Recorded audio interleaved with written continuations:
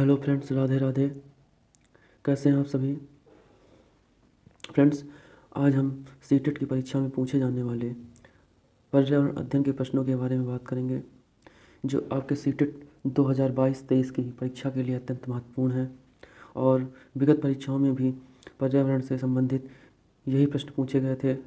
जो आपके आगामी सीटेट की परीक्षा होने वाली है, उसमें भी यही प्रश्न 100% पूछे जाने की पूर्ण संभावनाएं हैं। तो आइए बिना विलंब किए हुए पर्यावरण अध्ययन के प्रश्नों के बारे में बात करते हैं। उससे पहले यदि आपने चैनल सब्सक्राइब नहीं किया है तो सब्सक्राइब कर लें, जिससे आपको आगे आने वाली महत्वपूर्ण वीडियो की जानकारी मिल जाएगी, जो आपके सीटेट की परीक्षा उत्तीर्ण कराने में आपके लिए हेल्पफुल होगी। तो आइए प्रश्नों की शुरुआत करते हैं।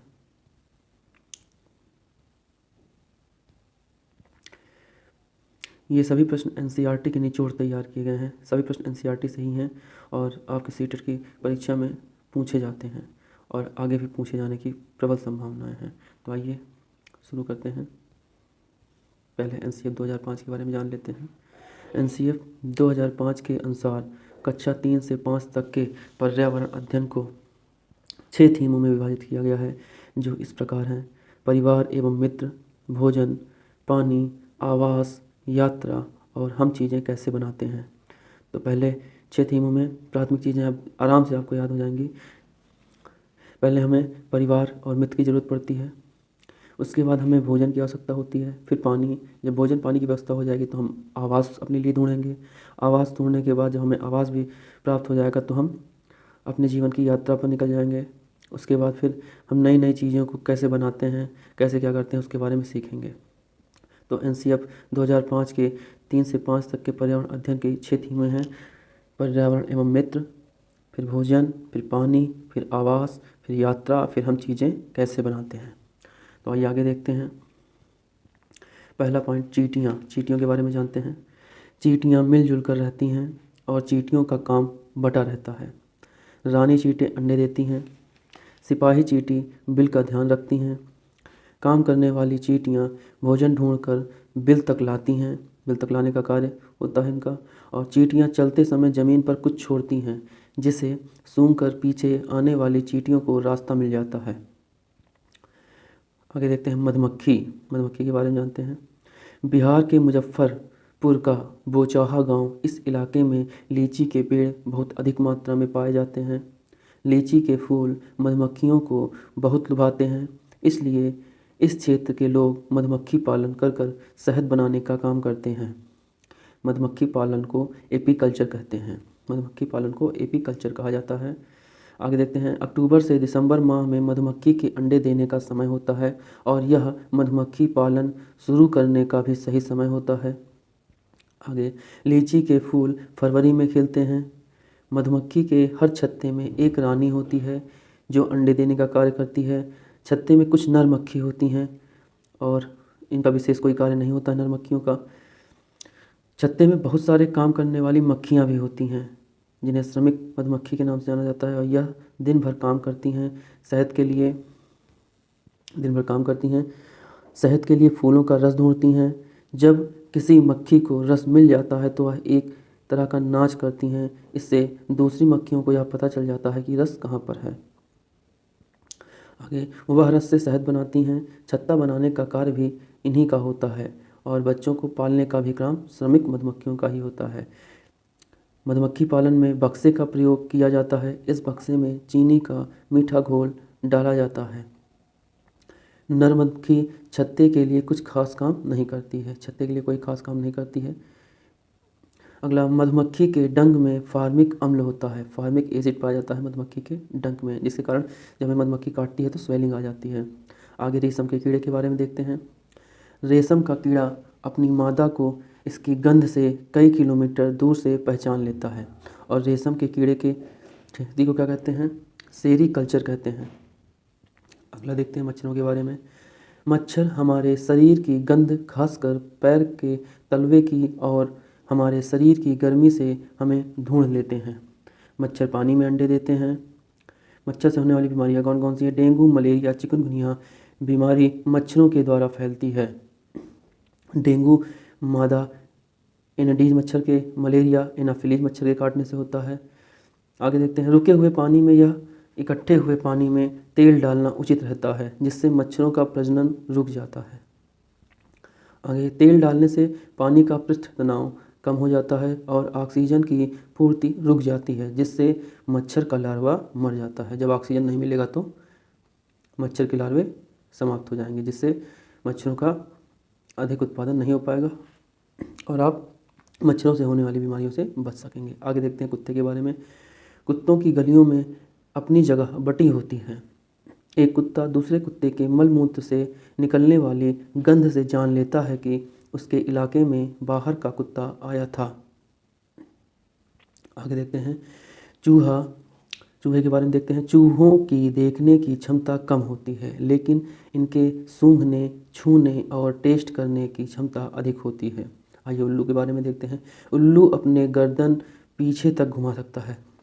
सीटेट की परीक्षा में पूछा गया कि कौन सा पक्षी अपनी गर्दन को पीछे तक घुमा सकता है, तो कौन सा है? उल्लू। आगे देखते हैं मैंने संबंधित प्रश्न आ चुके हैं कि कौन सा पक्षी अपनी गर्दन झटके से आगे पीछे करता है, तो झटके से आगे पीछे गर्दन करने वाला पक्षी कौन सा है? मैना। आगे चील और बाज, गिद्ध के बारे में बात करते हैं। चील, बाज और गिद्ध हमसे 4 गुना अधिक दूर तक देख पाते हैं। चील की जो पूँछ होती है वह खांचे वाली होती है। गिद्ध मरे हुए जानवरों को खाकर जगह साफ कर देते हैं और आकाश में ऊंचाई पर उड़ता है। आगे देखते हैं कलचिड़ी या इंडियन रोबिन के बारे में। कलचिड़ियाँ पत्थरों के बीच अपना घोंसला बनाती है। इनके घोंसले में पौधे के नाजुक टहनी, जड़ें, बाल, रुई सब बिछा होता है। यह छोटे छोटे कीड़े खाती हैं। इनकी चोंच अंदर से लाल होती है। ये प्रश्न अधिकतर कूट में पूछे जाते हैं कि कलचरी या इंडियन रोबिन, या फिर पूछ लेंगे कि गिद्ध या बाज के बारे में कि कौन से कथन सत्य हैं, कौन से असत्य हैं। तो आप सभी पॉइंट को ध्यान देकर समझिएगा। आगे देखते हैं कौवा और कोयल के बारे में। कौवे के घोंसले में लोहे के तार और लकड़ी की टहनियाँ जैसे चीज़ें भी होती हैं। कई बार पूछा जा चुका है कि किस पक्षी के घोंसले में लोहे के तार और लकड़ियों की टहनियाँ जैसी चीज़ें भी होती हैं, तो कौवा है। आगे कौवा पेड़ की ऊंची डाल पर, यहाँ क्या हो जाएगा? कौवा पेड़ की ऊंची डाल पर घोंसला बनाता है। कोयल अपना घोंसला नहीं बनाती है, वह कौवे के घोंसले में ही अंडे देती है। अगला देखते हैं कौवे के बारे में ही। कौवा अपने अंडों के साथ साथ कोयल के अंडों को भी सेता है। आगे फाख्ता के बारे में देखते हैं। फाख्ता कैक्टस कांटों के बीच या मेहंदी के मेड़ में अपना घोंसला बनाती है। गौरैया के बारे में जानते हैं। गौरैया अलमारी के ऊपर आईने के पीछे अपना घोंसला बनाती है। बसंत गौरी। बसंत गौरी यह गर्मियों में टुक टुक की आवाज़ करती रहती है। पेड़ के तने में गहरा छेद बनाकर अपने अंडे रखती है। कबूतर। कबूतर पुराने मकान या खंडहर में अपना घोंसला बनाता है, और गौरैया जहाँ पर इंसान निवास करते हैं वहाँ पर अपना घोंसला बनाती है, अलमारी के पीछे या खिड़की पर इसी प्रकार से घोंसला बनाती है। दर्जन चिड़िया के बारे में देखते हैं। दर्जन चिड़िया का नाम इसलिए पड़ा क्योंकि यह अपने नुकीले चोंच से पत्तों को सी लेती है। तो दर्जन चिड़िया के बारे में देखते हैं। दर्जन चिड़िया अपनी नुकीली चोंच से पत्तों की सी लेती है और उनसे एक थैली सी बना लेती है और उसमें अपने अंडे देती है। आइए शक्करखोरा के बारे में जानते हैं। शक्करखोरा किसी छोटे पेड़ या झाड़ी की डाली पर अपना लटकता हुआ घोंसला बनाता है। इसका घोंसला बाल, मकड़ी के जाले, पतली टहनियाँ, बारीक घास, सूखे पत्ते, रुई, पेड़ की छाल के टुकड़ों और कपड़ों के चीथड़ों से बना होता है। शक्करखोरा की ये खासियत होती है। आगे वीवर पक्षी के बारे में जानते हैं। नर वीवर पक्षी। नर वीवर पक्षी अपने अपने घोंसले बनाते हैं और मादा वीवर उन सभी घोंसलों को देखती है। फिर उनमें से जो घोंसला सबसे ज़्यादा पसंद आता है उसमें से ही वह अंडे देती है। मादा वीवर पक्षी को जो घोंसला मादा नर वीवर द्वारा घोंसले बनाए गए हैं उन घोंसलों को चेक करती है और जो सबसे ज़्यादा पसंद आता है उसी में वह अंडे देती है। आइए पक्षियों के बारे में देखते हैं। पक्षियों के अंदर खास क्या होता है। पक्षी केवल अंडे देने के लिए घोंसले बनाते हैं। जब अंडों से बच्चे निकल जाते हैं तो वह घोंसला छोड़कर उड़ जाते हैं। अक्सर आपने देखा होगा आपके घर के आसपास घोंसले बनाए होंगे पक्षियों ने, और जब उनके बच्चे हो जाते हैं बड़े तो वहाँ से उड़ जाते हैं और घोंसला ऐसे ही वीरान पड़ा रहता है। आगे देखते हैं पक्षियों के बारे में। अधिकतर पक्षियों की आँखें उनके सिर के दोनों तरफ होती हैं। पक्षी एक ही समय में दो अलग अलग चीज़ों को एक साथ देख सकते हैं। जब अलग अलग चीज़ों पर ध्यान केंद्रित करते हैं तो उनका देखने का दायरा बढ़ जाता है। आगे, ज़्यादातर पक्षियों की आँखों की पुतली घूम नहीं सकती है। वह अपनी गर्दन घुमाकर ही आसपास की चीज़ों को देखते हैं। पक्षियों के जो पंख होते हैं उन्हें गर्माहट देते हैं। कुछ पक्षी अलग अलग खतरों के लिए अलग अलग आवाज़ निकालते हैं, जैसे उड़कर आने वाले दुश्मन के लिए एक तरह की आवाज़ और ज़मीन पर चलकर आने वाले के लिए दूसरी तरह की आवाज़। इसी से वे अपनी रक्षा करते हैं।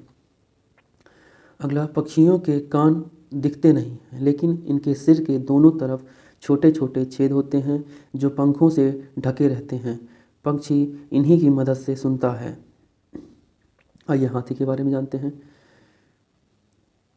हाथी को पानी और कीचड़ में खेलना बहुत पसंद होता है।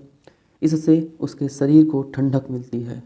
हाथी के कान पंखे जैसे होते हैं। गर्मी लगने पर हाथी अपने कान हिलाकर हवा करता है। 3 महीने का हाथी 200 किलोग्राम वजन का होता है। एक बड़ा हाथी दिन में 100 किलोग्राम से ज़्यादा पत्ते और झाड़ियाँ खा लेता है। ये प्रश्न कई बार कोर्ट में पूछे जा चुके हैं सीटीटी परीक्षाओं में और आगे भी पूछे जाएंगे, इसलिए परीक्षा की दृष्टि अत्यंत महत्वपूर्ण प्रश्न आपके सामने लेकर आए हैं और आप इन्हें ध्यान देकर समझिएगा और परीक्षा में गलत बिल्कुल मत कीजिएगा। एक और पॉइंट है, हाथी बहुत कम आराम करता है। एक दिन में केवल 2 से 4 घंटे सोता है। हाथी के झुंड के बारे में बात कर लेते हैं। झुंड में केवल हथनियाँ और बच्चे ही रहते हैं। झुंड की सबसे बुजुर्ग हथनी ही पूरे झुंड का नेता होती है। इस झुंड में 10 या 12 हथनी और बाकी बच्चे होते हैं। 14-15 साल तक हाथी इस झुंड में रहता है, फिर वह झुंड छोड़कर चला जाता है। आइए स्लाथ के बारे में जानते हैं।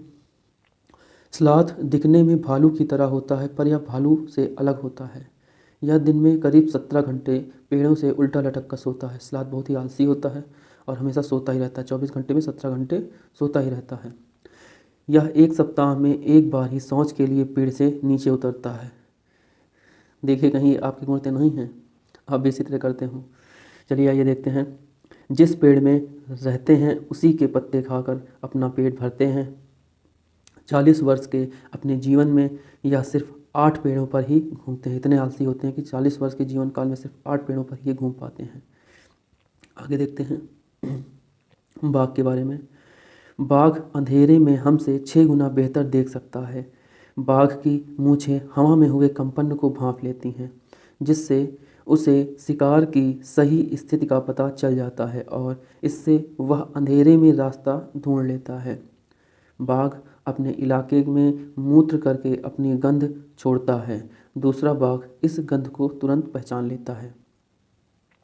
बाघ मौके के अनुसार अपनी आवाज़ बदलता रहता है। बाघ का गुर्राना 3 किलोमीटर दूर तक सुना जा सकता है।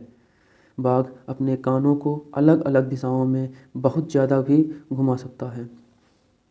बाघ अपने कानों को अलग अलग दिशाओं में बहुत ज़्यादा घुमा भी सकते हैं, जिससे इनको काफ़ी मदद मिलती है कि शिकार ढूंढने में और कोई यदि आ रहा है किसी खतरे को पहचानने में। बाघ हवा से पत्तों के हिलने और शिकार की झाड़ियों में हिलने से हुई आवाज़ के अंतर को तुरंत पहचान लेते हैं। ये होगी बाघ की बात। आगे देखते हैं सांप के बारे में। हमारे देश में, भारत देश में केवल 4 तरह के ही जहरीले सांप होते हैं और वो 4 तरह के सांप हैं नाग, करैत, दुबैया और अफाई। यही 4 तरह के सांप होते हैं हमारे भारत देश में जो कि जहरीले होते हैं। आगे, जब सांप किसी को काटता है तो उसके 2 खोखले जहर वाले दांत से उस व्यक्ति के शरीर में जहर चला जाता है।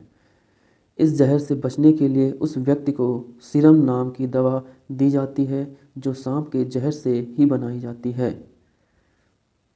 सांप के दांत नुकीले होते हैं, लेकिन वह अपने शिकार को चबाकर नहीं खाता बल्कि पूरी तरह निगल जाता है। सांप के बाहरी कान नहीं होते, वह जमीन पर हुए कंपन को ही सुन पाता है। सपेरों को कालबेलिया भी कहते हैं। कालबेलिया नाच में सांपों जैसी मुद्रा होती है। तो कई बार प्रश्न पूछा गया है कि कालबेलिया नाच किससे संबंधित है? तो सपेरों से, क्योंकि सपेरों को ही कालबेलिया कहते हैं और ये कालबेलिया नाच करते हैं। आइए लंगूर के बारे में जानते हैं। जंगल में ऊंचे पेड़ पर बैठा लंगूर अपने पास आती मुसीबत को देखकर एक खास तरह की आवाज़ निकालकर अपने साथियों को संदेश देता है और उन्हें चौकन्ना करता है।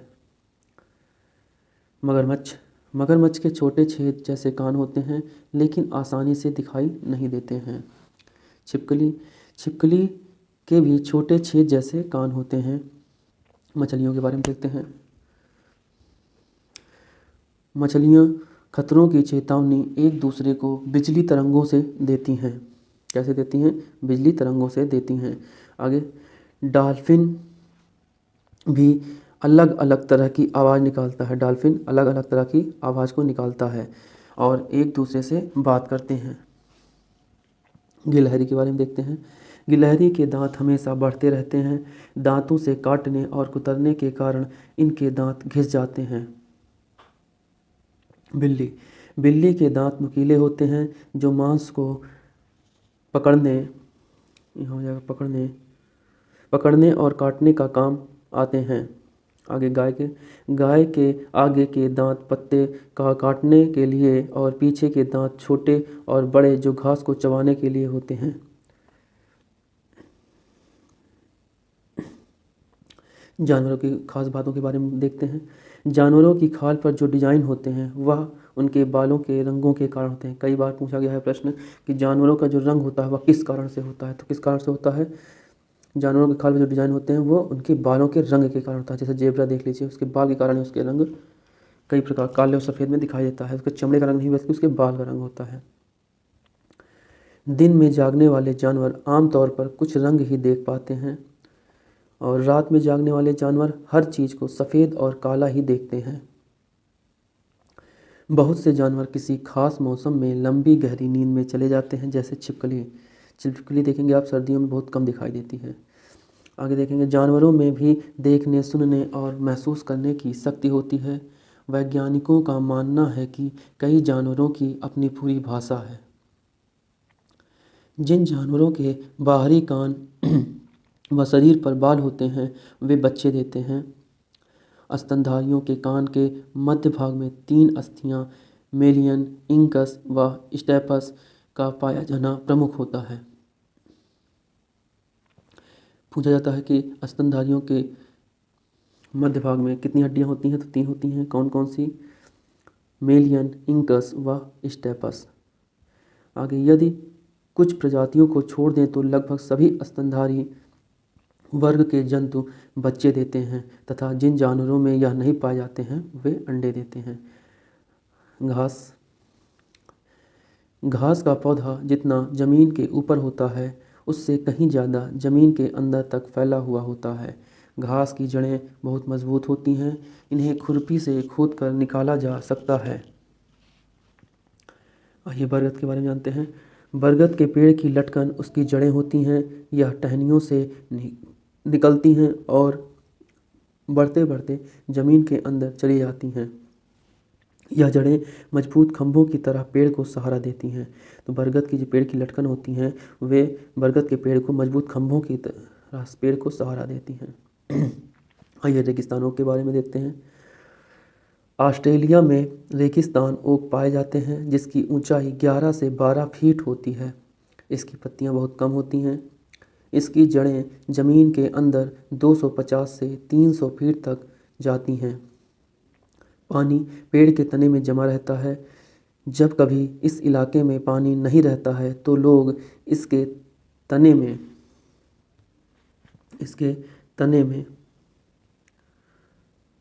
में पतली पाइप डालकर पानी निकाल देते हैं और उसको पीते हैं। आगे नेपेंथिस के बारे में देखते हैं। नेपेंथिस नामक पौधा इंडोनेशिया, ऑस्ट्रेलिया और भारत के मेघालय में पाया जाता है। यह पौधा कीड़े मकोड़े और छोटे जीव का शिकार करता है। यह पौधा लंबे घड़े जैसा दिखाई देता है जिसके ऊपरी पत्ते का ढक्कन लगा होता है। इसमें जो ऊपर होता है वह ढक्कन किसका होता है? पत्ती का ढक्कन। इसके ऊपर पत्ते का ढक्कन लगा होता है और इसमें से खुशबू निकलती है, जिसकी वजह से कीड़े मकोड़े उसके अंदर फंस जाते हैं। नेपेंथिस पौधे को घटपर्णी पौधा भी कहते हैं, क्योंकि यह घड़े के समान दिखाई देता है, इसी कारण से घटपर्णी पौधा भी कहते हैं। आइए बीज को देखते हैं।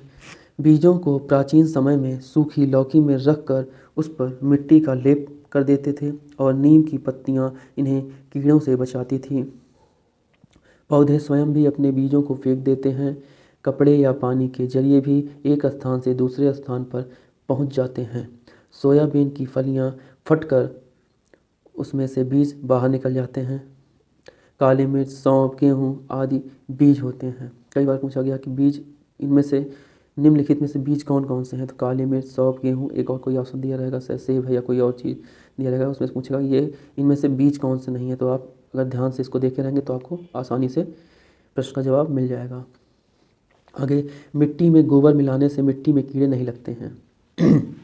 आइए आगे देखते हैं। फसल, एक ही प्रकार के फसल उगाने से और कई केमिकल्स को यूज करने से ज़मीन बंजर हो जाती है। फसल कितनी प्रकार की होती हैं? 3 प्रकार की। फसल 3 प्रकार की होती हैं। कौन कौन सी? रबी, पहले जायद होता है, पहले देखते हैं। पहला जायद, फिर दूसरा खरीफ और तीसरा रबी।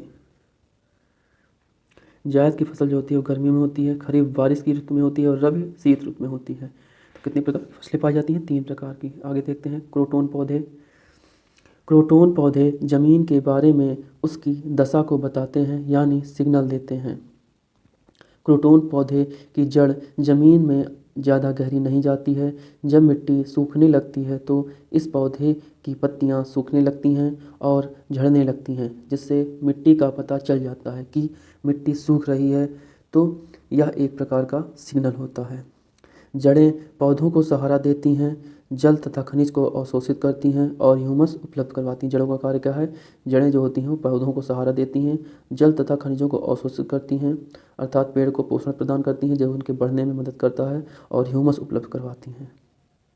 आगे सब्जियाँ। अधिकतर सब्जियाँ पौधों के फूल होती हैं और कुछ सब्जियाँ पौधों का फल भी होती हैं। देखते हैं। हरी मिर्च, टमाटर, आलू, ये सभी कहाँ पाए जाते हैं? साउथ अमेरिका से हैं। हरी मिर्च, टमाटर, आलू, ये सभी साउथ अमेरिका से हैं। गोभी, मटर, ये यूरोप से आए।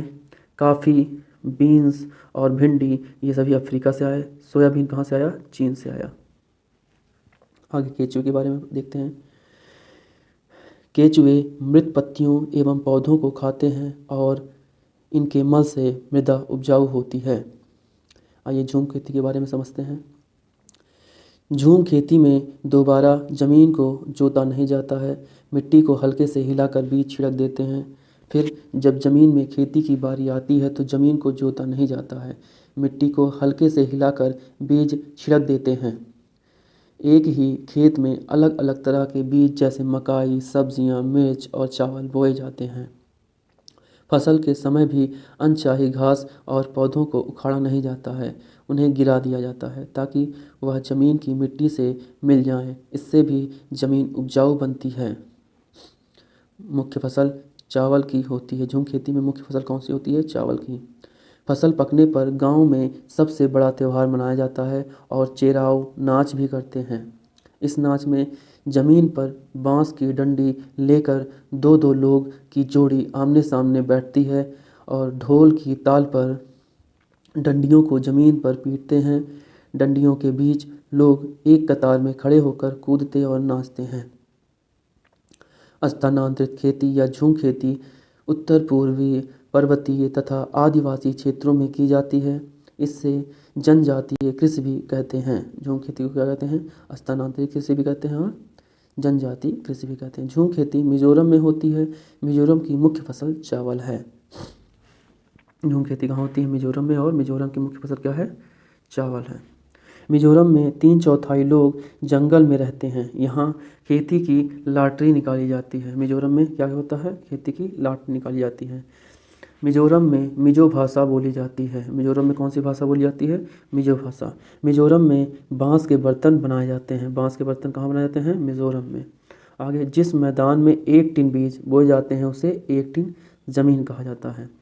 आगे, कुड़ुक झारखंड की एक आदिवासी जनजाति है। कुड़ुक कहाँ की आदिवासी जनजाति है? तो झारखंड की आदिवासी जनजाति है। और कुड़ुक भाषा में जंगल को तोरांग कहते हैं। कुड़ुक भाषा में जंगल को क्या कहते हैं? तोरांग। भारत के उत्तर पूर्वी क्षेत्र में स्थानीय खेती करने का रिवाज है। बेलवनिका गांव कर्नाटक में है। बेलवनिका गांव कहाँ पे है? कर्नाटक में है। आगे देखते हैं, जुलाई के महीने में प्याज उगाने का काम शुरू होता है। खूंटी की मदद से खेत की मिट्टी को नरम किया जाता है। समय पर प्याज न काटी जाए तो ज़मीन के अंदर ही सड़ जाएगी। अगर जमीन प्याज को समय पर ना काटा जाए तो प्याज क्या हो जाएगी? ज़मीन के अंदर ही सड़ जाएगी। आगे देखते हैं, खरपतवार कुछ पौधे बिना खेतों में अपने आप उग जाते हैं। जो खरपतवार होते हैं वह बिना बोए, यहाँ क्या हो जाएगा? बोए, बिना बोए खेतों में अपने आप उग जाते हैं। यहाँ हो जाएगा उग जाते हैं, जिन्हें खरपतवार कहते हैं। इन्हें निकालना ज़रूरी होता है, नहीं तो सारा खाद और पानी यही ले लेंगे और फसल कम होगी। आगे देखते हैं, होलगुंडी गांव कर्नाटक में है। होलगुंडी गांव कहाँ पे है? कर्नाटक में है। बच्चों की पंचायत बीमा संघ होलगुंडी गांव में है। आगे देखते हैं, कर्नाटक की भाषा कन्नड़ है। कर्नाटक की भाषा क्या है? कन्नड़। ऊंधियू, ऊंधियू के बारे में देखते हैं। सर्दियों में खेत में ही ताज़ी सब्जियों को मसाले के साथ एक मटके में भरते हैं, उसको सील बंद कर देते हैं। कोयले के अंगारे में मटके को उल्टा रखकर सब्जी को पकाया जाता है। गुजराती में ऊंधियू का मतलब होता है उल्टा। तो कहते नहीं, औंधी खोपड़ी का होना मतलब उल्टी खोपड़ी का होना, तो उसी से ऊंधियू का मतलब आपका निकल जाएगा। जैसे प्रश्न पूछते हैं कि ऊंधियू का मतलब क्या है, तो उल्टा। ऊंधियू के साथ चूल्हे में पकी बाजरे की रोटी को खाया जाता है। साथ में मक्खन, दही और छाछ भी ली जाती है। गांधीधाम स्टेशन गुजरात में है। गांधीधाम कहाँ है? गुजरात में। और गांधीधाम स्टेशन भी कहाँ है? गुजरात में। गांधीधाम गुजरात में तथा वलसाड भी गुजरात में है। वलसाड और गांधीधाम दोनों स्थान कहाँ पे हैं? गुजरात में। आइए दांडी यात्रा के बारे में बात करते हैं। सन 1930 में अंग्रेज़ों ने भारत के आम लोगों को नमक बनाने पर पाबंदी लगा दी थी, जिस कारण से महात्मा गांधी ने दांडी यात्रा शुरू की। गांधी जी का कहना था कि जो चीज़ हमें कुदरत ने दी है उसे बनाने पर बंदिश कैसी। उन्होंने लोगों के साथ मिलकर अहमदाबाद से दांडी के समुद्र तट तक एक लंबी यात्रा की और इस गलत कानून को तोड़ा। गांधी जी ने 385 किलोमीटर की यात्रा को तय करके कहाँ पहुँचे? दांडी पहुँचे और वहाँ पर नमक कानून को तोड़ा। आइए ग्रेगर मेंडल के बारे में जानते हैं। ग्रेगर मेंडल का जन्म एक गरीब किसान परिवार में सन 1822 ईस्वी में हुआ। इन्होंने 7 साल तक मटर के बगीचे में 28,000 पौधों पर बारीकी से प्रयोग कर और ढेरों आंकड़े इकट्ठे किए और फिर ग्रेगर जॉन मेंडल ने आनुवंशिकता का नियम दिया। आइए जंगल के बारे में देखते हैं। जंगल अधिकार कानून कब का है? 2007 का। जंगल अधिकार कानून 2007 का कहता है, जो लोग 25 साल से जंगलों में एक जगह रह रहे हैं तो उन्हें यह कानून यह अधिकार देता है कि वह इस जगह पर जो चाहें उगा सकते हैं, उन्हें हटाया नहीं जाएगा। जंगल का संरक्षण वहाँ की ग्राम सभा करती है। आइए परिवार को देखते हैं, परिवार के बारे में। एकल परिवार में माँ बाप और उनके बच्चे होते हैं, जबकि संयुक्त परिवार में परिवार कितने प्रकार के होते हैं? 2। एक एकल परिवार जिसमें माँ बाप और उनके बच्चे होते हैं और दूसरा होता है संयुक्त परिवार। संयुक्त परिवार में दादा दादी, चाचा चाची, बुआ, माँ बाप और बच्चे होते हैं, या फिर नाना नानी, मामा मामी, मौसी, माँ बाप और बच्चे होते हैं। आइए बछेंद्री पाल के बारे में देखते हैं। बछेंद्री पाल भारत की पहली और विश्व की 5वीं महिला थी जिन्होंने माउंट एवरेस्ट की चोटी पर चढ़ाई की। बछेंद्री पाल बचपन में एक पिकनिक में गई थी जहां वे 4000 मीटर की ऊंचाई चोटी पर चढ़ गई थी। चढ़ गई थी। तब यह कुल कितने वर्ष की थी? 12 वर्ष की। ये प्रश्न कई बार कोर्ट में पूछा गया है कि बछेंद्री पाल के बारे में कौन सी बातें निम्नलिखित में से सही हैं या कौन सी बात इसमें से सही नहीं है। कई बार कोर्ट में यह प्रश्न पूछा गया है, तो ध्यान से देखिएगा इन प्रश्नों को। यह उत्तराखंड के गढ़वाल एरिया में नाकुरी गांव में बड़ी हुई। इन्होंने नेहरू इंस्टीट्यूट ऑफ माउंटेनियरिंग से अपनी ट्रेनिंग ली। इनके गाइडर ब्रिगेडियर ज्ञान सिंह थे। बछेंद्री पाल के गाइडर कौन थे? ब्रिगेडियर ज्ञान सिंह। 1984 ईस्वी में माउंट एवरेस्ट में जाने के लिए टीम मेंबर बनी।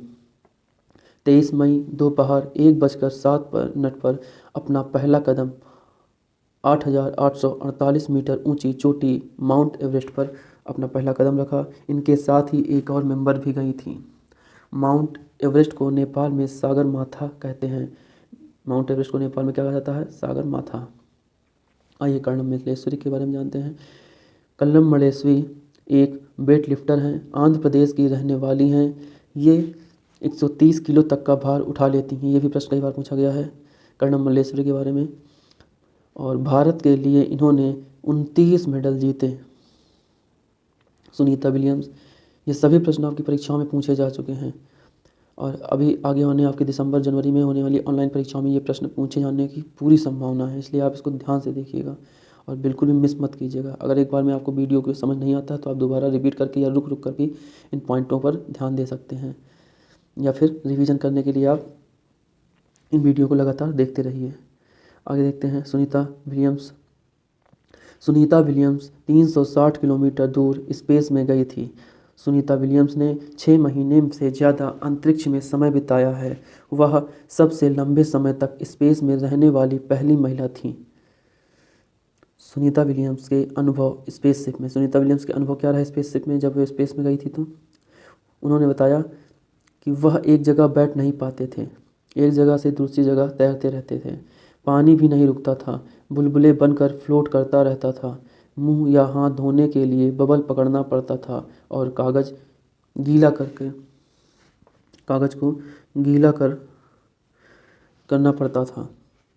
वह कंघी करने की आवश्यकता नहीं थी। वहाँ कंघी करने की आवश्यकता नहीं थी क्योंकि बाल हमेशा खड़े रहते थे।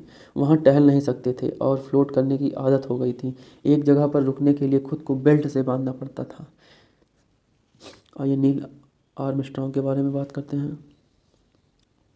नील आर्मस्ट्रॉन्ग चांद पर उतरने वाले प्रथम व्यक्ति थे। वह चांद पर 1969 ईस्वी में गए थे। भारत अर्जेंटीना के विपरीत देशांतर पर है, इसलिए भारत के लोग अर्जेंटीना के सापेक्ष उल्टे हैं। भारत और अर्जेंटीना के लोग आपस में एक दूसरे के विपरीत हैं। अल-बरूनी के बारे में जानते हैं। अल-बरूनी उज़्बेकिस्तान से भारत आया। इसने भारत का भ्रमण किया और यहाँ का उल्लेख किया, खास तौर पर उन्हें अपने देश से अलग लगी। अल-बरूनी उस समय के तालाबों के बारे में लिखते हैं कि यहाँ के लोग तालाब बनाने में तो माहिर हैं, अगर हमारे देश के लोग देखें तो हैरान ही रह जाएंगे। बहुत बड़े बड़े भारी पत्थरों को लोहे के कुंडों और सरियों से जोड़कर तालाब के चारों तरफ चबूतरे बनाए जाते हैं। इन चबूतरों के बीच में ऊपर से नीचे जाती हुई सीढ़ियों की लंबी कतारें होती हैं। लोग के उतरने चढ़ने के रास्ते अलग अलग होते हैं। यहाँ कभी भीड़ लगने से परेशानी नहीं होती है। आज इतिहास पढ़ने वाले लोगों को अल-बरूनी की किताबों से उस ज़माने के बारे में बहुत कुछ पता चल जाता है।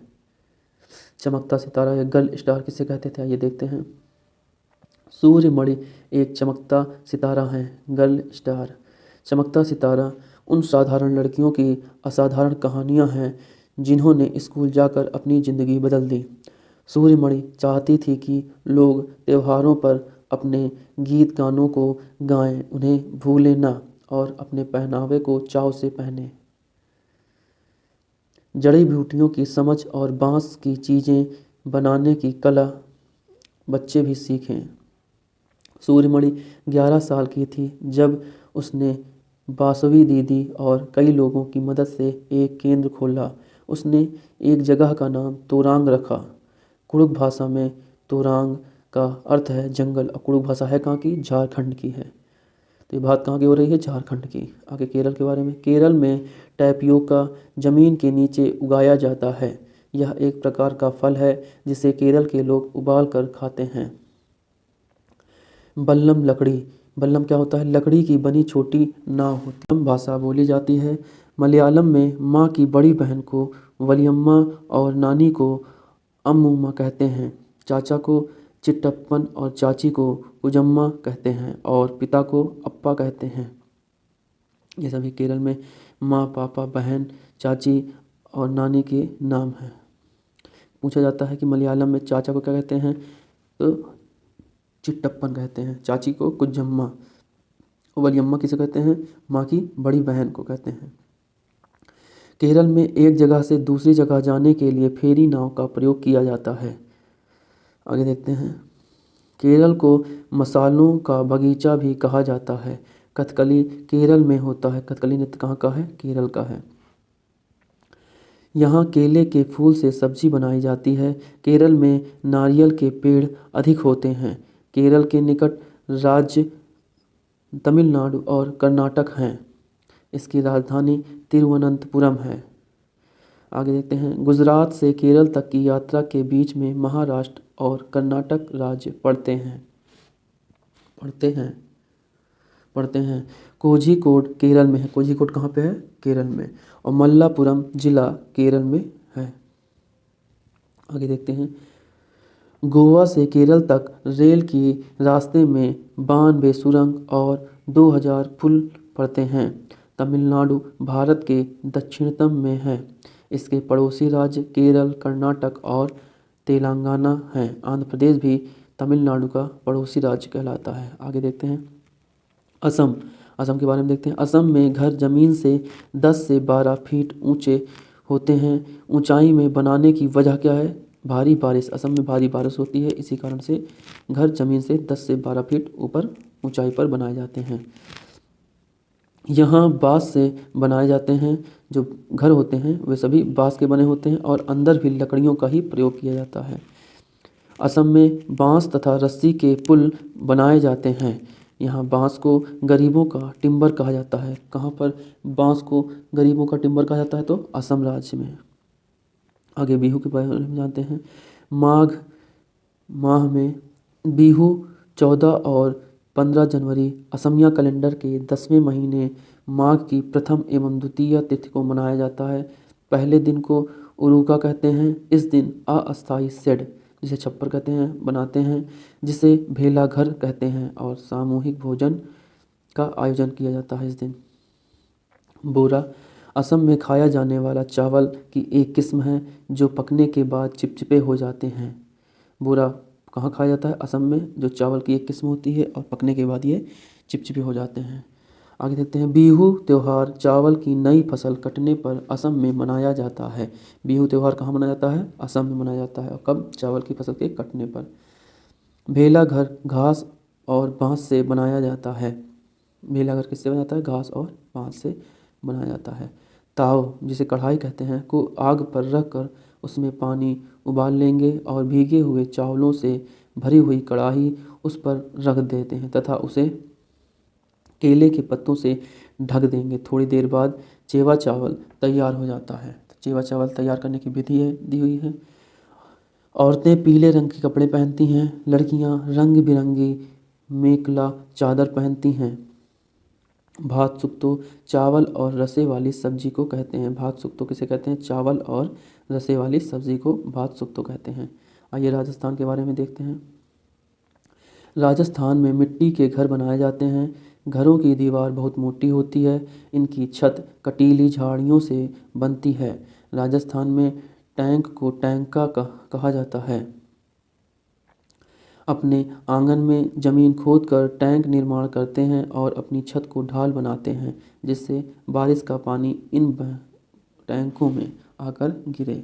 यहाँ पे इन टैंकों में आकर गिरे, इसी कारण से ढालदार छतें बनाई जाती हैं। आगे देखते हैं, टेकला गांव 16,000 मीटर ऊंचा है, जो राजस्थान के झालर पतन या झालवाड़ में है। टेकला गांव कहाँ है? राजस्थान के झालरपतन या झलवार में। राजस्थान के जोधपुर में खेजड़ली गांव के लोग पेड़ों को काटने से बचाने के लिए 300 साल पहले पेड़ों से चिपक कर खड़े हो गए थे। तो खेजड़ली गांव कहाँ पर है? राजस्थान में। और यहाँ के लोग जो थे वो पेड़ों को कटने से बचाने के लिए पेड़ों पर चिपक करके खड़े हो गए थे। आगे देखते हैं। आज 300 साल के बाद भी यहाँ के लोग जो बिश्नोई कहलाते हैं पेड़ों और जानवरों के प्रति संवेदनशील हैं और इनकी रक्षा करते हैं। यहाँ शिकार करना और पेड़ काटना वर्जित है। रेगिस्तान में होते हुए भी यह गांव हरा भरा है। यहाँ जानवर बिना किसी डर के इधर उधर घूमते हैं। खिजड़ली गांव में खेजड़ी पेड़ पाए जाते हैं। यह पेड़ रेगिस्तानों इलाकों में खूब पाया जाता है। इसे ज़्यादा पानी की ज़रूरत नहीं होती है। इसकी लकड़ी को कभी कीड़ा नहीं लगता है। इसकी फलियों से सब्ज़ी बनती है। ये खेजड़ली पौधों की खूबियाँ हैं। इसकी फलियों से सब्ज़ी बनती है। पत्तियों को वहाँ रहने वाले जानवर खाते हैं। आइए बिहार राज्य के बारे में देखते हैं। बिहार में मधुबनी नामक जिला है जहाँ त्यौहार एवं खुशी के मौके पर घर की दीवार पर और आंगन में कई तरह के चित्र बनाए जाते हैं। यह चित्र पिसे हुए चावल के घोलों में रंग मिला करके बनाए जाते हैं। इन रंगों को बनाने के लिए नील, हल्दी, फूल, पेड़ के रंगों आदि का इस्तेमाल किया जाता है। चित्रों में इंसान, जानवर, फूल, पंछी, मछली आदि जीव जंतु बनाए जाते हैं। मधुबनी चित्रकला बहुत पुरानी है। इसका नाम जिले के नाम पर ही पड़ गया है। मधुबनी जिला है बिहार का और उसी नाम पर मधुबनी चित्रकला नाम भी पड़ गया। आइए मनाली के बारे में बातें हैं जो हिमाचल प्रदेश में है। मनाली में बारिश भी होती है और बर्फ़ भी पड़ती है। यहाँ घर पत्थर और लकड़ी के बने होते हैं जिनकी छतें ढालू होती हैं। आइए अपने उत्तर प्रदेश के बारे में बात करते हैं। उत्तर प्रदेश का कन्नौज जिला इत्र के लिए मशहूर है। यहाँ के फूलों से इत्र, गुलाब, जल कीड़ा तैयार किया जाता है। उत्तर प्रदेश में कचनार के फूलों की सब्ज़ी बहुत बनाई जाती है। कचनार के फूलों की सब्जियाँ उत्तर प्रदेश में बहुत बनाई जाती है। कथक उत्तर प्रदेश का नृत्य है। जो कथक है वह कहाँ का लोक नृत्य है? तो उत्तर प्रदेश का। ये उत्तराखंड अपने पड़ोसी राज्य के बारे में बात करते हैं। उत्तराखंड में पहाड़ों के बीच में एक ऐसी जगह है जहाँ फूल ही फूल होते हैं। यह फूलों की घाटी कहलाती है। कहीं झाड़ियों में लगे लाल फूल नज़र आते हैं तो कहीं पत्थरों के बीच सफ़ेद फूल झांकते हुए मिलते हैं। पीले पीले फूलों के लंबे चौड़े कालीन जैसे मैदान भी हैं और कहीं कहीं अचानक घासों के बीच छोटे तारों जैसे नीले फूल दिखाई देते हैं। इस घाटी में इतने सारे फूल साल में कुछ ही हफ्तों के लिए खिलते हैं, इसीलिए इसे फूलों की घाटी कहते हैं। तो फूलों की घाटी कहाँ पे है? उत्तराखंड में। आइए अबू धाबी के बारे में बात करते हैं। यह देश रेगिस्तानी इलाके में है। यहाँ की स्थानीय भाषा अरबी है। यहाँ बरसात नहीं होती हैं। नदियाँ, झील तथा तालाब नहीं हैं। यहाँ खजूर के पेड़ अधिक मात्रा में दिखाई देते हैं। अबू धाबी की करेंसी दिरहम है। तो अबू धाबी की करेंसी क्या है? दिरहम। अबू धाबी में रेत के पहाड़ या रेत के टीले पाए जाते हैं। आइए लद्दाख के बारे में देखते हैं। लद्दाख पहुंचने के लिए जम्मू कश्मीर पार करना पड़ता है। इसे ठंडा रेगिस्तान या कोल्ड डेजर्ट भी कहते हैं। कोल्ड डेजर्ट कहाँ पाए जाते हैं? लद्दाख में पाए जाते हैं। आगे देखते हैं। लद्दाख में घर पत्थर के होते हैं जिनकी छत और फर्श लकड़ी की होती है। यहाँ कम बारिश होती है। यहाँ पेड़ पौधे नहीं पाए जाते हैं। लद्दाख में पेड़ पौधे नहीं पाए जाते क्योंकि यहाँ ठंड बहुत पड़ती है। यहाँ 1 या 2 फ्लोर की बिल्डिंग होती है। घर पत्थरों का होता है। दीवार मिट्टी की और उस पर चूने की मोटी परत चढ़ी होती है। लकड़ियों की सीढ़ी का प्रयोग किया जाता है। मोटे पेड़ का तना छत को मजबूत बनाने में मदद करता है। ग्राउंड फ्लोर में जानवरों को रखा जाता है। जब ज़्यादा सर्दी पड़ती है तो खुद भी ग्राउंड फ्लोर में रहने आ जाते हैं। ग्राउंड फ्लोर में विंडो नहीं होती है। ग्राउंड फ्लोर में विंडो नहीं होती है। गर्मी के मौसम में ये लोग फल को सुखा लेते हैं और सर्दियों में इसका इस्तेमाल करते हैं। लद्दाख क्षेत्र भारत का सबसे ठंडा रेगिस्तान है। यहीं पर कोल्ड डेजर्ट पाया जाता है। भारत में ठंडे रेगिस्तान मानसून से प्रभावित नहीं होते क्योंकि अधिक ऊंचाई पर होते हैं और हिमालय की वृष्ट छाया में पड़ते हैं। लाल मिर्च, नारंगी, कद्दू और सुनहरे पीले भुट्टे यहाँ मिलते हैं। श्रीनगर से लद्दाख जाते समय कारगिल रास्ते में पड़ता है। कारगिल कहाँ पड़ता है? श्रीनगर से लद्दाख जाने के रास्ते पर पड़ता है। यहाँ सकरे रास्ते होते हैं। पहाड़ी इलाकों में नायलॉन का टेंट इस्तेमाल होता है। लद्दाख में जुले जुले का मतलब वेलकम होता है। जुले जुले का मतलब क्या होता है? वेलकम। कहाँ पर? लद्दाख में। ट्राली लकड़ी से बना झूला होता है। इसका इस्तेमाल नदी को पार करने के लिए किया जाता है। स्किटपोपुल लद्दाख का एक गांव है। स्किटपोपुल कहाँ का गांव है? लद्दाख का। आइए चांगथांग घाटी के बारे में बात करते हैं। चांगथांग पश्चिमी और उत्तरी तिब्बत में एक ऊंचा स्थान है।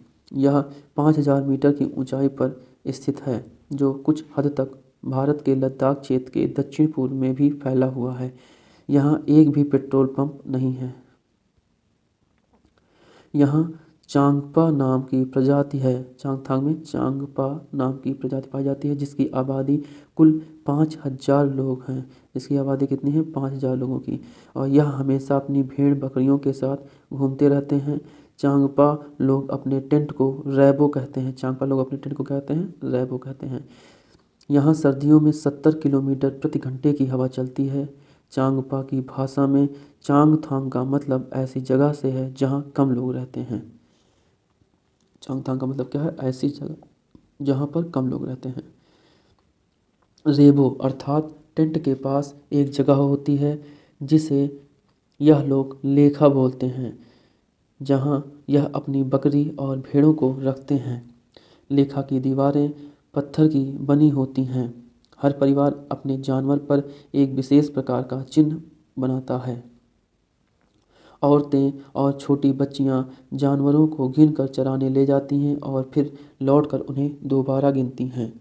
यह लोग अपनी बकरियों को ऊंचाई और ठंडी जगह पर चराने ले जाते हैं, जिससे बकरियों के बाल घने और मुलायम होते हैं। विश्व प्रसिद्ध पश्मीना शाल के बारे में बात करते हैं। पश्मीना शाल चांगपा लोगों द्वारा पाली गई बकरियों के बालों से बनाई जाती हैं। जिन बकरियों से मुलायम पश्मीना ऊन मिलती है वह बहुत ऊंचाई पर लगभग 5000 फीट की ऊंचाई पर पाई जाती हैं। ठंड में टेम्परेचर 0 डिग्री सेल्सियस से -40 डिग्री सेल्सियस तक चला जाता है। बकरी के शरीर पर गर्म बालों का कोट बन जाता है। इनमें से कुछ बाल बकरियां गर्मियों में गिरा देती हैं, जिनका प्रयोग पश्मीना शाल बनाने में किया जाता है। इनका एक बाल, जो पश्मीना बकरियां होती हैं, इनका एक बाल इतना पतला होता है कि इनके 6 बाल हमारे एक बाल के बराबर होते हैं। इतना पतला होता है, हमारे बाल से भी 6 गुना पतला होता है। यह शाल हाथ से बनाए जाते हैं। लगभग 250 घंटे की बुनाई के बाद एक प्लेन शाल बनता है और एक पश्मीना शाल जो होती है वो 6 स्वेटर जितना गर्म होती है। आइए श्रीनगर के बारे में बात करते हैं। श्रीनगर में कुछ घर पहाड़ में, कुछ पानी में, कुछ ऊंचे पर्वत पर और कुछ पत्थरों में होते हैं और इन पर लकड़ी के सुंदर डिजाइन बने होते हैं। हाउस बोट किसे कहते हैं? यह 80 फीट तक लंबी हो सकती है और 8 से 9 फीट तक चौड़ी होती है हाउस बोट। और यह कहाँ पाई जाती है? श्रीनगर में। डोंग, यह नाव झेलम नदी में डल झील में मिलती है। डोंग नाव कहाँ मिलती है? झेलम नदी। क्या होगा? झेलम नदी में डल झील में मिलती है। इसके अंदर कई कमरे होते हैं और अंदर से यह एक घर की तरह लगती है। इन पर लकड़ियों के सुंदर डिजाइन बनाए जाते हैं। जो इसके छत पर डिजाइन होते हैं उसे खत्म बंद कहते हैं। जो डोंग नाव के छत पर डिजाइन होते हैं उसे क्या कहते हैं? खत्म बंद कहते हैं। आगे देखते हैं। कश्मीर के गांवों में घर पत्थर से बनते हैं और ढलान वाले छतें होती हैं। कुछ पुराने घरों में विशेष प्रकार की खिड़कियां होती हैं जो दीवारों पर निकली होती हैं खिड़कियां, इन्हें डैब कहा जाता है। दीवारों पर निकली हुई खिड़कियों को ही डैब कहा जाता है। इनमें सुंदर डिजाइन बनी होती है। जो खिड़कियां निकली होती हैं इनमें सुंदर डिजाइन बनी होती है। कुछ पुराने घर पत्थरों के बने हुए हैं और कुछ ईंटों और लकड़ी के भी हैं। दरवाजे और खिड़कियों में सुंदर मेहराब है। शिकारा नाव पर्यटकों को आकर्षित करती है। शिकारा नाव क्या होती है? पर्यटकों को आकर्षित करती है। और कहाँ होती है? श्रीनगर जम्मू कश्मीर में शिकारा नाव होती है। आगे देखते हैं, कश्मीर में सरसों के तेल में मछली को पकाकर खाते हैं। गोवा में नारियल के तेल में मछली को पकाकर खाया जाता है। तो प्रश्न पूछते हैं कई बार कि सरसों में के तेल में मछली को पकाकर कहाँ खाया जाता है? तो सरसों के तेल में मछलियों को पकाकर कश्मीर में खाया जाता है। और नारियल के तेल में मछली पकाकर कहाँ खाया जाता है? तो गोवा में। कहवा कश्मीर की एक खास किस्म की चाय है। कहवा जो होती है वह कश्मीर की एक खास किस्म की चाय होती है, उसे कहवा कहते हैं। उर्दू डोगरी कश्मीर की भाषा है। आगे आंध्र प्रदेश राज्य के बारे में बात करते हैं। पोचमपल्ली जिला आंध्र प्रदेश में है। कई बार प्रश्न पूछा गया है कि पोचमपल्ली जिला कहाँ पर स्थित है? तो कहाँ है? आंध्र प्रदेश में है। इस जिले के अधिकतर लोग बुनकर हैं, अतः इस बुनाई को पोचमपल्ली व कलमकारी के नाम से जाना जाता है। तो पोचमपल्ली व कमलकारी बुनाई कहाँ होती है? तो आंध्र प्रदेश में। नल्लामड़ा आंध्र प्रदेश में स्थित है। नल्लामड़ा कहाँ स्थित है? आंध्र प्रदेश में स्थित है। आगे देखते हैं, मुख्तारपुर गांव आंध्र प्रदेश के पोचमपल्ली जिले में है। आंध्र प्रदेश में लोगों का एक समूह एक विशेष कैंप लगाता है। इस कैंप के द्वारा कम उम्र की जो शादीशुदा लड़कियों को दोबारा स्कूल भेजने में मदद की जाती है। आंध्र प्रदेश की जो भाषा है वह तेलुगु है। मुंबई के बारे में बात करते हैं। मुंबई भारत का सबसे बड़ा शहर है। दिल्ली से मुंबई जाने के लिए गुजरात राजस्थान को पार करते हैं और उसके बाद फिर महाराष्ट्र में आना पड़ता है। गुजरात और राजस्थान को पार करते हुए दिल्ली से मुंबई पहुंचते हैं। आगे दिल्ली से मुंबई 1400 किलोमीटर दूर है। आगे Victoria terminal railway station Mumbai में है। विक्टोरिया टर्मिनल रेलवे स्टेशन कहाँ है? मुंबई में है। पहली बार 16 अप्रैल 1853 को मुंबई से थाने के बीच पहली रेलगाड़ी चलाई गई। तो पहली रेलगाड़ी कब चलाई गई? 1853 ईस्वी में। कहाँ से कहाँ तक? मुंबई और थाने के बीच में। आगे नाग पांडा और अफसाना मंसूरी बास्केटबॉल टीम मुंबई में है। सोलापुर मुंबई में है। बाजार गांव महाराष्ट्र में है। कफ परेड मुंबई में है। सोलापुर मुंबई में है। बाजार गांव महाराष्ट्र में है। कफ परेड मुंबई में है। आगे देखते हैं, बच्चू खान प्लेग्राउंड मुंबई में है जिसका नाम मुस्तफ़ा खान कोच के नाम पर पड़ा। सहजन के फूल के पकौड़े महाराष्ट्र में खाए जाते हैं। वर्ली एक पारंपरिक कला है जिसका प्रचलन महाराष्ट्र में है। यह महाराष्ट्र गुजरात की सीमा पर सर्वाधिक देखने को मिलता है। गोलकुंडा फोर्ट के बारे में बात करते हैं। गोलकोंडा फोर्ट हैदराबाद में है। दीवार का भाग एक गोलाकार शेप में है जिसे बेसंस या बुर्ज कहते हैं। गोलकुंडा की बाहरी दीवारों पर ऐसे 87 बुर्ज हैं। कुतुब शाही सुल्तान ने गोलकुंडा में 1518 से 1687 तक शासन किया। इससे पहले 1200 ईस्वी में गोलकुंडा किला मिट्टी का बना हुआ था। ऊंची और गोल दीवारें दूर तक देखने में मदद करती थी जिससे आक्रमण का पता चल जाता था क्योंकि दीवारें ऊंची और गोल होती थी जिससे दूर से दिखाई दे जाता था। आगे देखते हैं, औरंगजेब यहाँ आक्रमण करने आया था पर असफल रहा। लगभग 8 महीने तक किले के बाहर अपनी सेना के साथ खड़ा रहा। किले के चारों तरफ खाई थी जिसकी वजह से आक्रमण नहीं कर पाया। उस समय कांस की बंदूकें बनती थीं। आगे देखते हैं, हजारों सालों से घुमंतू वर्ग कांस से चीज़ें बनाते आ रहे हैं। कांसा तांबे और टिन के मिश्र धातु हैं। आगे सुल्तान अबुल हसन संगीत और कुचिपुड़ी डांस का शौकीन था। कुआं या बावड़ी के बारे में बात करते हैं। कुएं के सूखने के प्रमुख कारण क्या हैं? पानी को मोटर से निकाला जा रहा है जिससे ज़मीन का पानी कम होता जा रहा है। झील कम हो रही है जहां वर्षा का जल इकट्ठा होता था। पेड़ और पार्क के चारों ओर की मिट्टी को सीमेंट से ढका जा रहा है, जिससे वर्षा का जो पानी है वह जमीन तक नहीं पहुंच पाता है। सीढ़ीदार कुआं, बावड़ी जल भंडारण तथा संरक्षण की पारंपरिक व्यवस्था के साथ जल स्रोत के रूप में भी उपयोगी होते हैं। घड़सी सर के बारे में बात करते हैं। सर का मतलब होता है तालाब। इसे जैसलमेर के राजा घड़सी ने लोगों के साथ मिलकर बनवाया था। इसके दोनों तरफ पक्के घाट, सजे हुए बरामदे, कमरे, बड़े हॉल आदि थे। मीलों तक फैले इस घड़सी सर में बारिश का पानी इकट्ठा होता था। तालाब इस तरह बनाया गया था कि जब वह पानी से भर जाता तब बाकी पानी बहकर नीचे बने हुए तालाब में चला जाता। जब वह भी लबालब भर जाता तो पानी तीसरे तालाब में चला जाता था। इस तरह 9 तालाब एक दूसरे से आपस में जुड़े थे। पूरा साल पानी की कोई परेशानी नहीं होती थी, पर आज घड़सी सर जैसे उजड़ सा गया है। 9 तालाबों के रास्ते में मकान और कॉलोनियां बन गई हैं। यहाँ इकट्ठा होने वाला पानी अब तालाबों की तरफ न जाकर बेकार बह जाता है। आइए अमृत सागर के बारे में बात करते हैं। वैसे तो सभी सागरों के पानी में नमक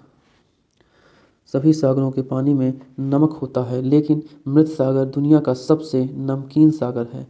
इतना नमकीन कि लगभग 1 लीटर पानी में 300 ग्राम नमक होता है। मृत सागर में हम ऐसे तैर सकते हैं जैसे आराम से लेटे हों।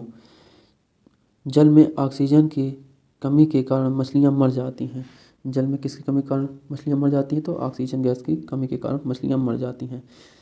पानी को साफ करने का सबसे अच्छा तरीका है पानी को उबालना। गंदा पानी पीने से दस्त और हैजा हो सकता है। दस्त या उल्टी में शरीर का बहुत सारा पानी बहकर निकल जाता है। लिंगहुफेन सांप के मांस से बनाया जाने वाला पकवान है, जिसे हांगकांग में खाया जाता है। लिंगहुफेन क्या है? सांप के मांस में बना हुआ पकवान है और यह पकवान हांगकांग के लोग खाते हैं। पेट्रोलियम के बारे में बात करते हैं। पेट्रोलियम प्राकृतिक रूप से बनता है, पर इसके बनने की गति बहुत ही धीमी होती है। इसके बनने में लाखों करोड़ों साल लग जाते हैं। ज़मीन से निकलने वाले कच्चे तेल गहरे रंग का गाढ़ा तरल पदार्थ होता है, जिसमें गंध होती है। इसे रिफाइन किया जाता है। रिफाइन होने के बाद इससे मिट्टी का तेल, डीजल, पेट्रोल और वायुयान में प्रयोग होने वाला ऑयल, एलपीजी, माम, कोलतार, ग्रीस बनता है। आइए एनीमिया के बारे में बात करते हैं। एनीमिया हीमोग्लोबिन या आयरन की कमी के कारण होता है। यह शारीरिक और मानसिक रूप से प्रभावित करता है। इससे बच्चे ठीक से पढ़ नहीं पाते हैं, उनका एनर्जी लेवल लो हो जाता है, पढ़ाई में ध्यान नहीं रह पाता। मलेरिया क्या होता है उसके बारे में देखते हैं। मलेरिया बुखार में कँपकँपी और ठंड लगती है। रोनाल्डो रोस ने सबसे पहले बताया कि मलेरिया मच्छरों के कारण होता है। ये भारतीय मूल के थे। रोनाल्ड रोस भारतीय मूल के थे। मलेरिया मादा मच्छर एनाफिलीज के काटने से फैलता है। मलेरिया को दूर करने की दवाई सिनकोना पेड़ की छाल से बनाई जाती है। लोहा, जिसे आयरन कहते हैं। गुड़, आंवला और हरे पत्तेदार सब्जियों में आयरन मिलता है। भूख लगने का पता मस्तिष्क के हाइपोथैलेमस से पता चलता है। भूख लगने का पता कैसे चलता है? मस्तिष्क के हाइपोथैलेमस से पता चलता है। जीभ पर 4 तरह की 900 ग्रंथियाँ पाई जाती हैं। जीभ पर कितनी प्रकार की ग्रंथियाँ पाई जाती हैं? 4 तरह की। और कितनी होती हैं? 900 ग्रंथियाँ। चबा कर खाने से लार में टाइलिन निकलकर स्टार्च को माल्टोज शुगर में बदल देता है, जिससे भोजन मीठा लगने लगता है। खाना पकाने के तरीके कौन कौन से हैं? भून कर, उबाल कर, तल कर और सेंक कर। ये 4 तरीके हैं जिस प्रकार से खाना पकाया जाता है या बनाया जाता है। आगे देखते हैं। हमारे पेट का टेम्परेचर 30 डिग्री सेल्सियस होता है और पेट में पाए जाने वाला 10 अम्लीय होता है। पेट में पाया जाने वाला ये हो जाएगा रस। पेट में पाए जाने वाला रस अम्लीय होता है और यह भोजन को पचाने में सहायता करता है। अचार रखने के लिए कांच के जार को और बोतल को अच्छे से सुखाया जाता है ताकि नमी न रह जाए। यदि नमी रह जाएगी तो अचार खराब हो जाता है। आगे देखते हैं। जब दस्त लगते हैं या उल्टियाँ होती हैं तो हमारे शरीर से बहुत सारा पानी निकल जाता है। यह शरीर के लिए हानिकारक हो सकता है, इसलिए ज़रूरी है कि शरीर में पानी की कमी पूरी की जाए। जब तक उल्टी या दस्त हो तब तक थोड़ी थोड़ी देर में पानी पीते रहना चाहिए। पानी में शक्कर और नमक भी मिला लेना चाहिए। बहुत छोटे बच्चों को माँ का दूध पिलाते रहना बहुत ज़रूरी है। बीमारी रोकने के लिए दवाइयाँ जो घरेलू भी हो सकती हैं लेनी चाहिए। ब्रेल लिपि के बारे में देखते हैं। ब्रेल लिपि यह एक मोटे कागज़ पर एक नुकीली चीज़ से 6 बिंदुओं को उभारा जाता है। 6 बिंदुओं को उभारा जाता है, फिर उबले हुए जो बिंदु होते हैं उन पर उंगलियों के सहारे इन्हें स्पर्श करते हुए पढ़ा जाता है। यह ब्रेल लिपि कहलाती है। लुईस ब्रेल फ्रांस के थे। 3 साल की उम्र में अपने पिता के औजारों से खेलते हुए इनकी आँखों की रोशनी चली गई थी। पढ़ाई में बहुत रुचि थी तो यह पढ़ने और लिखने के विभिन्न तरीके सोचने लगे और फिर एक तरीका निकाला जिसे बाद में लुईस स्क्रिप्ट के नाम से जाना गया। यह स्क्रिप्ट 6 बिंदुओं पर आधारित होती है। अब यह कंप्यूटर के प्रयोग से भी लिखी जाती है। नेशनल पार्क के बारे में बात करते हैं। Jim Corbett national park Uttarakhand में है और यहाँ हाथी और चीता पाए जाते हैं। जिम कॉर्बेट का पार्क कहाँ पे है? उत्तराखंड में है और इसमें यहाँ पर हाथी और चीते पाए जाते हैं। काजीरंगा राष्ट्रीय पार्क असम में है। यहाँ पर एक सींग वाले गैंडे के लिए मशहूर है। काजीरंगा राष्ट्रीय पार्क असम में है और यह एक सींग वाले गैंडे के लिए प्रसिद्ध है और यहाँ हाथी और चीते भी पाए जाते हैं। आगे देखते हैं। गिर राष्ट्रीय उद्यान कहाँ पर है? गुजरात में है। गुजरात के जूनागढ़ में है और यहाँ पर चीते और बब्बर शेर पाए जाते हैं। गिर राष्ट्रीय उद्यान किसके लिए प्रसिद्ध है? बब्बर शेरों के लिए। और कहाँ पाया जाता है? गुजरात के जूनागढ़ में। बांदीपुर राष्ट्रीय पार्क कहाँ पर है? कर्नाटक में है। यहाँ हाथी और चीता पाए जाते हैं। भारत का पहला राष्ट्रीय उद्यान जिम कॉर्बेट राष्ट्रीय उद्यान है और जिम कॉर्बेट राष्ट्रीय उद्यान भारत का पहला राष्ट्रीय उद्यान है और यह कहाँ पाया जाता है? उत्तराखंड में। कहाँ पाया जाता है? उत्तराखंड में पाया जाता है। आगे देखते हैं। भारत का सबसे बड़ा राष्ट्रीय उद्यान कौन सा है? भारत का सबसे बड़ा राष्ट्रीय उद्यान हिमिस लेह जम्मू कश्मीर में है। सबसे छोटा राष्ट्रीय पार्क साउथ बटन है और यह कहाँ पर है? अंडमान निकोबार में है। देश में सबसे अधिक राष्ट्रीय पार्क कहाँ पर पाए जाते हैं? तो मध्य प्रदेश में देश के सबसे अधिक राष्ट्रीय पार्क हैं। विश्व का एकमात्र तैरता हुआ राष्ट्रीय उद्यान केबुल लामजाओ कहाँ पर है? मणिपुर में है। विश्व का एकमात्र तैरता हुआ राष्ट्रीय उद्यान केबुल लामजाओ मणिपुर में है। आगे देश का सबसे बड़ा बाघ अभ्यारण्य कहाँ पर है? आंध्र प्रदेश में है। देश का सबसे बड़ा बाघ अभ्यारण्य नागार्जुन सागर आंध्र प्रदेश में है। कुकड़ी गोवा की भाषा है। कुकड़ी कहाँ की भाषा है? गोवा की। पैर की हड्डी टूटने पर 6 सप्ताह का प्लास्टर चढ़ाया जाता है। कितने सप्ताह का प्लास्टर चढ़ाया जाता है? 6 सप्ताह का। आगे देखते हैं। सबसे ज़्यादा चावल उड़ीसा के कालाहांडी जिले में उगाया जाता है। सबसे ज़्यादा चावल कहाँ उगाया जाता है? उड़ीसा के कालाहांडी जिलों में उगाया जाता है। आगे डेरा गाजी खान कहाँ पर है? पाकिस्तान में है। डेरा गाजी खान कहाँ है? पाकिस्तान में है। सोहना गांव हरियाणा में है। सोहना से दिल्ली जाते हुए गुड़गांव रास्ते में पड़ता है। सोहना गांव कहाँ पर है? हरियाणा में है और सोहना से दिल्ली जाते हुए गुड़गांव रास्ते में पड़ता है। गिजू भाई बघेला गुजरात में रहते थे। वे बच्चों के लिए मज़ेदार किस्से व कहानियों और पत्र लिखते थे। आइए ट्राली के बारे में बात करते हैं। ट्राली यह लकड़ी से बना एक झूला होता है। यह लोहे के रस्सी पर टंगा होता है जो पुली की मदद से रस्सी पर सरकता है। 4-5 बच्चे एक साथ इसमें बैठ सकते हैं। ऊँटगाड़ी राजस्थान में एक जगह से दूसरी जगह पर जाने के लिए ऊँट गाड़ी का प्रयोग किया जाता है। ऊँट गाड़ी कहाँ है? राजस्थान में पाई जाती है। उससे लोग एक स्थान से दूसरे स्थान पर जाने के लिए इसका प्रयोग करते हैं। जुगाड़। जुगाड़ यह आगे से मोटर बाइक की तरह दिखता है और पीछे से लकड़ी के फट्टे से बना होता है, इसलिए इसको जुगाड़ कहते हैं। समुद्री तट। भारत का पश्चिमी समुद्र तट अरब सागर के रूप में जाना जाता है, जिनके किनारे महाराष्ट्र, गुजरात, कर्नाटक, केरल तथा गोवा है। महाराष्ट्र के नीचे गोवा, फिर कर्नाटक, फिर केरल राज्य स्थित हैं। कहाँ पर? पश्चिमी घाट पर, अरब सागर के किनारे। भारत का पूर्वी तट बंगाल की खाड़ी के रूप में जाना जाता है, जिसके किनारे तमिलनाडु, आंध्र प्रदेश, उड़ीसा राज्य स्थित हैं। भारत के पूर्वी तट पर कितने राज्य स्थित हैं? 4 राज्य। कौन कौन से हैं?